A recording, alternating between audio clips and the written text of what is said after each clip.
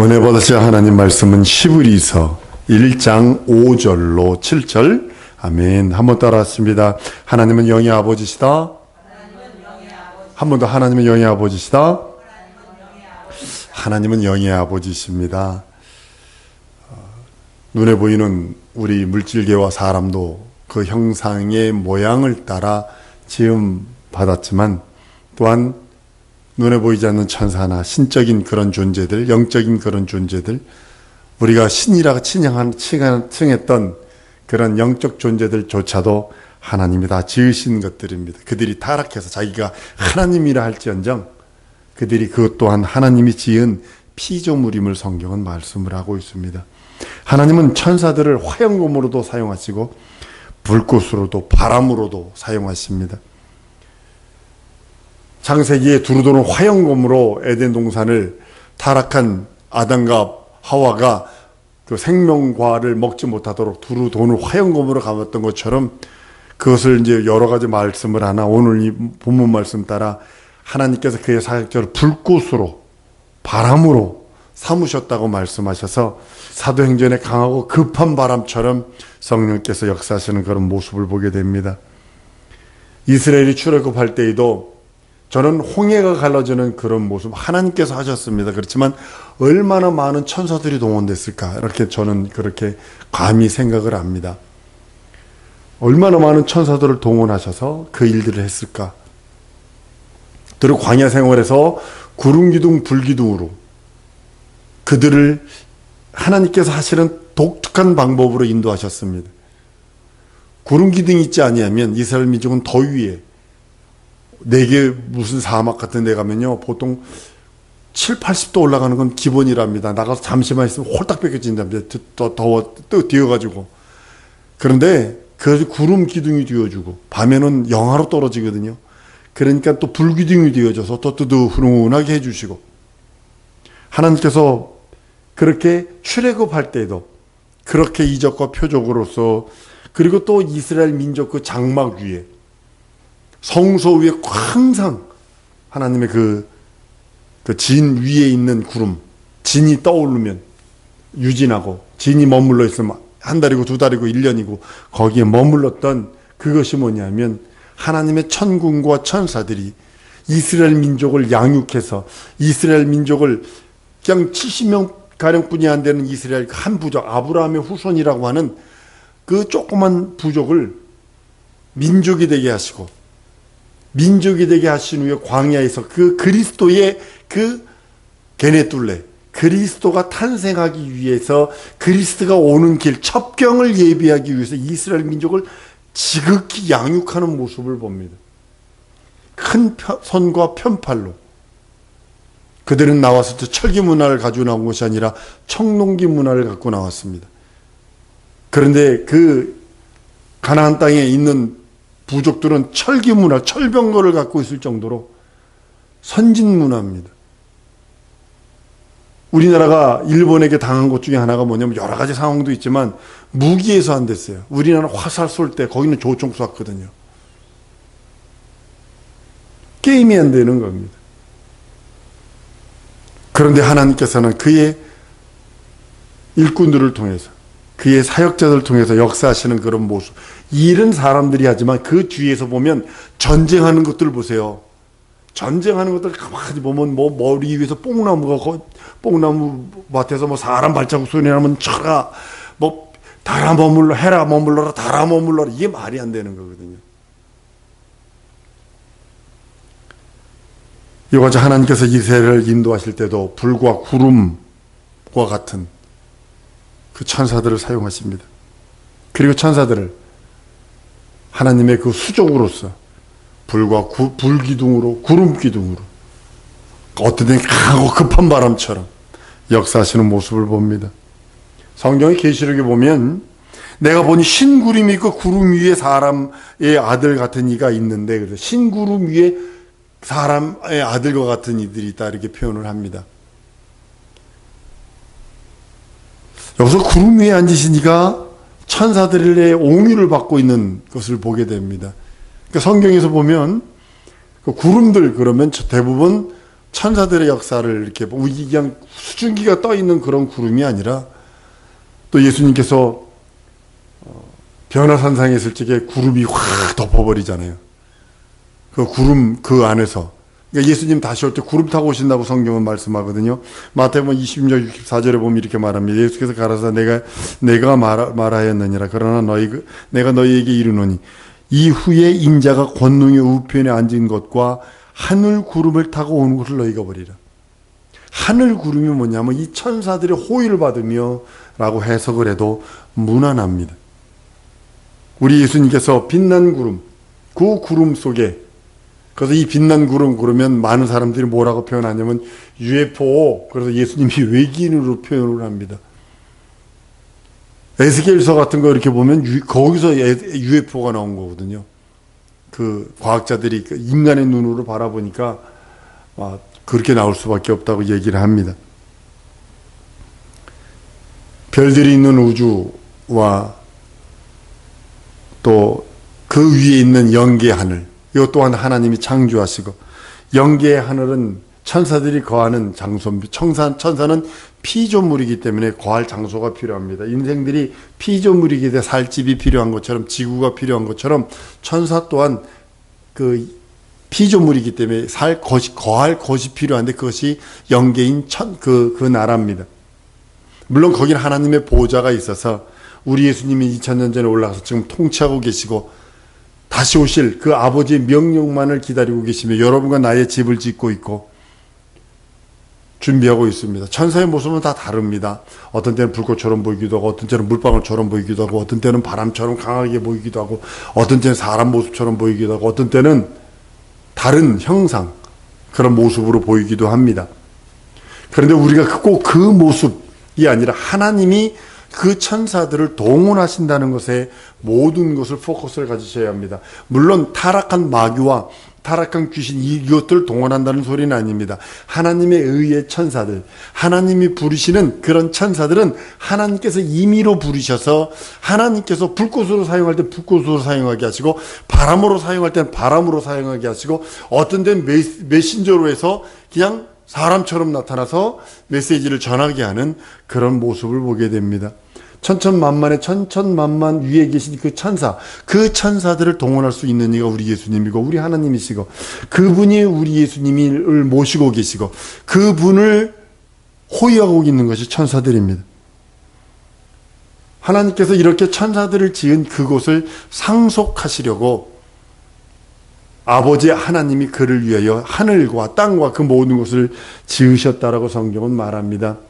여러분, 인자의 마음이 어떤 걸까요? 빌립보서 2장 5절서부터 11절까지 이렇게 말합니다. 너희 안에 이 마음을 품으라. 곧 그리스도 예수의 마음이니 그런 근본 하나님의 본체시나 하나님과 동등됨을 취할 것으로 여기지 아니하시고 오히려 자기를 비워 종의 형체를 가져 사람들과 같이 되었고 사람의 모양으로 나타났음에 자기를 낮추시고 죽기까지 복종하셨으니 곧 십자가에 죽으심이라 라고 말씀하셔서 인자의 마음, 예수의 마음을 품으라고 그럽니다. 그런데 예수의 마음은 뭐냐면 성경은 요한복음 14장 28절에 말씀합니다. 아버지는 나보다 크심이라. 인자이신 예수 그리스도의 마음은 오직 하나님은 나보다 크심이라. 하나님 아버지는 나보다 크심이라 라고 하는 그 믿음의 고백을 올려드립니다. 예수께서 아버지가 나보다 크심이다라고 고백한 그 고백은 아버지께서 아들을 후사로 세우시고 그를 위하여 하늘을 지으십니다. 하늘을 지으셨는데 예수께서는 직접 글로 들어가서 본체이신 그분이 하나님과 동등된 그분이 동등됨을 취할 것을 여기지 아니고 이 땅에 오셔서 종의 형체, 천사도 종이요 사람도 종인데 천사는 사람보다 월등합니다. 생로, 병사, 신호애락이 없습니다. 병이 없습니다. 일단 먹지 않습니다. 물론 영이기 때문에 그 명령에 순종해야만 그 천사가 사는 영의 계명, 하나님의 말씀이 그 또한 천사 또한 영혼의 계명이요. 우리 영혼의 계명은 또 하나님의 말씀이요. 육체는 식물을 먹어야 하는 것처럼 하나님께서는 인간을 그렇게 지었어요. 그런데 인간보다 월등한 존재가 누구냐면 천사거든요. 그래서 종의 형체를 가져, 그러니까 쉽게 말하면 천사보다 못한 육체를 입고 오십니다. 그러니까 육체를 입고 오는 그 순간서부터 아버지 품속에 있을 적에는 시공간이 필요 없고 모든 제약이 필요 없습니다. 그러나 육체를 입고 딱 오는 순간에 예수는 24시간입니다. 예수에게도 24시간이요. 예수에게도 아침, 점심, 저녁을 먹어야 됩니다. 예수에게도 모든 것이 다 따릅니다. 졸음, 배고픔, 슬픔 다 겪어야 합니다. 여러분 원어를 따져보면요. 예수께서 매마셨다 이것을 보면요. 이사야서 53년에 보면 우리의 질고를 지고 그랬대요. 우리의 질병을 대신 가져가셔서 그분이 앓으시고 이런 뜻이에요. 예수님의 공생애를 좀 직역을 하면요. 여러분 세번역 그 성경을 다르게 바꿨는데 그 부분에 대해서 많이 바뀌어서 왜냐면 어떻게 원어 그대로 해석으로 하니 뭐냐면 예수님이 우리 인생들의 질병을 가지고 가셔서 예수님이 그 질병을 앓으시고 이런 뜻이 있어요. 그러니까 예수님이 공생애 3년 반 동안 그 공생애 동안에 인생의 병들을 가지고서 예수님이 직접 앓으시는 거예요. 직접 경험하시는 거예요. 그러니까 육체를 갖고 있기 때문에 그러는 거예요. 영은 그 일이 필요 없죠. 육체를 갖고 있기 때문에 아버지 앞에서 예수가 낮추시는 방법이 뭐냐면 천사보다 못한 육체를 입고 오셔서 아주 겸손하게 낮아서 아버지가 부활시켜주는, 아버지가 생명 주시는 그 부활의 생명으로 그 나라 상속하겠습니다 라고 고백한 것이 빌립보서 2장 5절부터 11절까지의 말씀입니다. 죽음을 맛본다는 것은 하나님이 죽음을 맛본다는 그 자체가요, 아이러니고 넌센스고 상상을 못하는 겁니다. 근데 예수는 아버지 앞에 겸손히, 한번 따라했습니다. 예수님은 하나님 아버지 앞에 겸손함으로 복종하셨다. 순종은요, 믿고 따라가는 겁니다. 알고 이해하고 따라가는 거지 뭐 복종은 이해는 안 되지만 그 뜻이 옳으니까 따라가는 거예요. 전혀 다른 겁니다. 근데 예수님은 복종하셨다고 말씀을 합니다. 왜냐하면 예수님이 이 땅에 계실 때 아버지는 나보다 크심이라. 십자가에 죽기까지 복종하셔서 하나님 아버지의 뜻을 이루시는 모습을 봅니다. 이것이 아버지에 대한 인자이신 예수의 마음이기도 합니다. 하나님 아버지를 섬기고 이 땅에 오셔서 아버지의 뜻을 성취하고 아버지가 계획해 놓으시고 아버지가 준비해 놓으시고 아버지가 설계해 놓은 그 모든 뜻들을 토달지 아니하고 다 이뤄냅니다. 공생의 모든 것들을 보면 오직 하나님의 일, 오직 아버지의 뜻, 오직 아버지의 계획, 오직 아버지의 의, 오직 아버지가 인생들을 향하시고 아버지의 뜻이 그 하늘에서 이루어지기 원하는 그 뜻만을 이루십니다. 종으로서 아버지를 섬기고 보좌에 오르는 것이 옳게 여기셔서 그것이 아들의 마음이요, 아버지를 향한 아들의 마음이라고 성경은 말씀하는 겁니다. 아들이신 예수가 인자가 되셔서 자기를 비워 천사보다 조금 못한 육체를 입고 오십니다. 오셔서 그 영적인 그런 일들, 말씀이 육신이 되었기 때문에 성은을 그대로 갖고 있고 그 매맞은 흔적을 그대로 갖고 있고 그 못자국을 그대로 갖고 있는 그 모습으로 오셔서 우리를 데리러 오신다고 성경은 말씀을 합니다. 예수가 순종한 것처럼 우리 또한 순종해야 되는데요. 육체가 있기 때문에 잘 안 돼요. 목사님 나도 참 그것 때문에 전쟁하는 것 같아요. 아주 막 예수님이 아버지 말씀에 순종하는 것처럼 나 또 예수의 말씀에 순종해야 되는데 육체라고 하는 거 자꾸 잡아당겨서 나를 자꾸 의의 길로 인도하기보다는 자꾸 세상의 편안과 안위와 세상에 될 수 있으면 편한 것들로 끌고 가는 그런 모습을 보게 됩니다. 하나님이 이 땅에 오셔서 육신을 입고 오셔서 아버지의 뜻, 그 뜻을 순종하시고 오늘 11서 2장 9절에 오직 우리가 천사보다 장관 동안 못하게 하심을 입은 자 곧 죽음의 고난을 받으심을 인하여 영광과 존귀로 관쓰신 예수를 보니 이를 행하심은 하나님의 은혜로 말미암아 모든 사람을 위하여 죽음을 맛보게 하려 하십니다. 여러분들, 예수님이 죽음을 맛보신 죽음이요, 우리 인생들에게는 철두철미한 생명과 영생인 것을 우리는 너무나 잘 알고 있습니다. 그 이유가 뭐냐면 하나님의 죽음은 인생들에게는 영생입니다. 하나님이 죽음을 맛보신 것은 인생들에게는 영생이요, 그것이 능력이요, 그것이 구원입니다. 그러니까 하나님의 연약한 것이 인간을 살리는 데는 최선이에요. 하나님이 죽음을 맛봤다는 것은 가장 연약함을 맛봤다는 거예요. 그 연약함을 맛보신 그 연약함, 죽음 자체가 얼마 전에 그 인터넷에 한번 나왔더군요. 변심한 아내를 위해, 여자 친구를 위해서 선물을 보냈는데 뭘 보냈냐면 고양이를 죽여가지고 거기다 칼을 꽂아가지고 보냈더만. 여러분, 우리 인생들은 죽음 보면요, 그 어떤 거가 죽더라도요 똑바로 보기 싫어하는 게 인생들입니다. 그런데 하나님의 죽음, 예수 그리스도의 죽음이 우리에게는 영원한 생명이라고 하는 아이러니를 갖고 있다는 거죠. 이해 못하고 세상 사람들이 도무지 이해가 안 되고 믿어지지도 않는 것들을 우린 믿고 있어요. 여러분과 내가 믿고 있어요. 근데 믿어져요. 성령에서 의해서 믿어지고 이해가 되고 은혜가 되는 모습을 봅니다. 예수께서 가난케 되시면 우리를 부욕케 하려 하심이라 하셨어요. 우리의 가난을 짊어지신 겁니다. 예수님이요, 솔직한 얘기로 밤 꼬박 새면서 홈리스 예수님이 하셨어요. 집 없이 밤새도록 산에서 기도하고 잘 주무시고, 시장 가셔서 먹을 것이 없어서 하다못해 이 나무, 무화과 나무에 때도 아닌데 무화과 나무 열매 있나도 돌아보시기도 하고. 예수님은 우리의 가난, 그러니까 가난을 짊어지신 거예요. 매맞으신 것으로 인하여 우리의 질병을 짊어지신 거예요.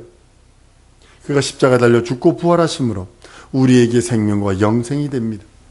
예수의 죽음이 생명과 영생이면 하나님은 하늘에서 하나님의 이름을 모독한 천사를, 그 하나님의 이름을 모독한 그것이 이 땅에서 하나님을 죽이는 일에 앞장선 것과 동일하게 취급하는 모습을 보게 됩니다. 피 흘림은 죄 용서와 구원과 속죄의 은혜와 은총이 있습니다. 예수는 곧장 하늘로 가셔서 아버지와 동등됨을 취할 수 있는 동등하신 분입니다. 하나님이십니다. 그러나 자기를 낮추시고 더 낮추시고 종의 모습으로 오시고 사람의 형체로 와서 볼품도 없고 흠모할 만한 것도 없는 그런 존재로 오셔서 죽음을 맛보십니다. 다른 말로는 여러분의 죽음과 나의 죽음을 맛보십니다. 아들의 마음은 죽기까지 아버지께 순종하는 것이에요. 예수께서 너희는 이 마음을 품으라 라고 하시며 빌보서 2장에 말씀하신 것은 우리가 예수의 마음을 품어야 하는데 육체가 있기에 자꾸 육체가 잡아당깁니다. 현실이 잡아당깁니다. 상황이 잡아당깁니다. 그럴지라도 우리 예수님이 하나님 아버지 말씀에 순종하고 그 말씀을 이룬 것처럼 우리 성도 또한 그렇게 살아드려야 합니다. 우리에게도 예수 그리스도의 마음을 품으라고 말씀하세요. 여러분과 나에게도 예수 그리스도의 마음, 하나님의 마음이요, 인자의 마음이요, 예수님의 마음, 아들의 마음, 그리스도의 마음을 품으라고 말씀하십니다. 그 마음으로 인해서 하나님께서 순종하는 자에게 더욱더 많은 은혜와 은총을 주신다고 말씀을 합니다. 인자는 아버지 앞에서 가장 겸손하시고 아버지 앞에서 가장 순종하시고, 그러니까 하나님이 저는 내 사랑하는 자요 내 기뻐하는 자라 하시는 하나님의 음성을 들려주시는 이유가 바로 거기 있는 겁니다. 근데 이 땅에 육체로 입고 오신 것, 동등됨을 취하지 않고 이 땅에 내려오신 그것은 하나님이 명령한 것이 아니라 자원한 거 아십니까? 아들이 자원한 거. 그래서 육체를 입고 오십니다.